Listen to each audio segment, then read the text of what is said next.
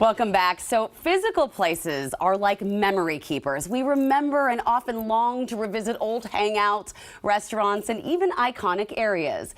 Historian Feliks Banel shares history of a few of his favorite Seattle locations.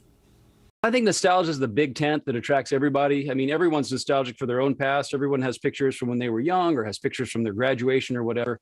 And then when you see pictures of a place that you remember, maybe again, an old restaurant or an old bowling alley or a movie theater or something, you remember the person that you were when you went to that place. Yeah. You're nostalgic. You almost like you miss the you who went to that place more than you miss the place itself. Right. And then if that sucks people in and that gets people learning the history, because history for me is something that you're getting something practical from. You're learning something to do differently next time, or you're learning that it's important to preserve local places. Nostalgia is the big happy fun thing, but history is sort of the eat your vegetables part of the equation. And that's such a good point. It's so true. I had a lot of nostalgia for a cafeteria my grandparents used to take me to. It was quickly torn down and never to be seen again. But there are a lot of places in Seattle that people are really nostalgic about, but are gone. What are those places? Yeah, I mean, we could do hours on this topic, but I picked a couple of my favorites. One is the old Doghouse Restaurant. It was down on 7th Avenue near Denny, I think at Bell Street. It was there from the 1950s up to the 1990s. It was very strange. It was open 24 hours a day. Not an ounce of irony in the place. I took a date there about 32 years ago. She'd never been there. She lived here all her life. And we saw a waitress and a customer get in a fist fight. They had kind of classic old American food, not great food, but very consistent. And a guy named Dick Dickerson playing the Wurlitzer organ in the lounge. It just felt like you were going to another time, maybe even another planet when you went to the Doghouse in Seattle. I love it. Hope the date went well. What about Farrell's Ice Cream Parlor? Well, Farrell's, it's kind of like the pre-Chuck E. Cheese's Chuck E. Cheese. It's a chain that was based in California. There were a couple of locations around here. The one I went to in Bellevue when I was a kid, the one in Northgate that people in Seattle went to. I think there might have been one in South Center. It was sort of an 1890s, 1900s style ice cream parlor. The clerks wore striped shirts and straw hats.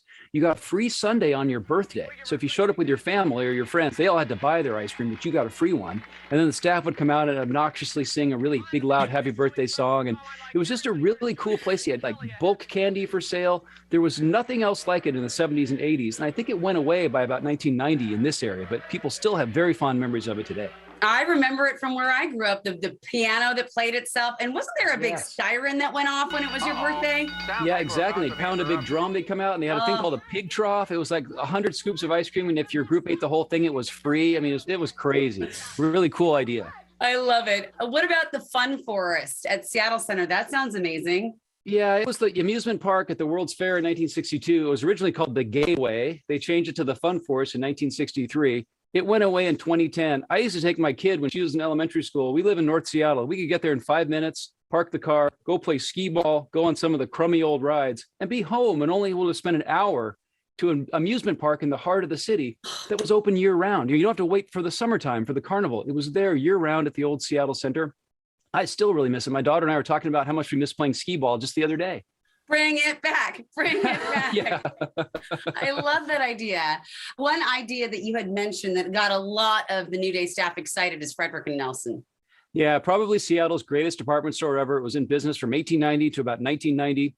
Where it is now the Nordstrom flagship store. They had great restaurants inside. They had all kinds of great departments. And at Christmas time, their windows were the best decorated windows in the whole region. The Santa Claus there, that's where they invented Santa Claus photos in 1944. And there's probably tens of thousands of attics that have old Santa photos of this guy named Dave Harris, who played Santa for Fredericks for like 30 or 40 years there. And it really was the classic greatest department store we've ever seen or will ever see in this city. You are right that things are disappearing and we need to help to, preserve them. What can everyday person do to try to save things that are nostalgic or historic to us?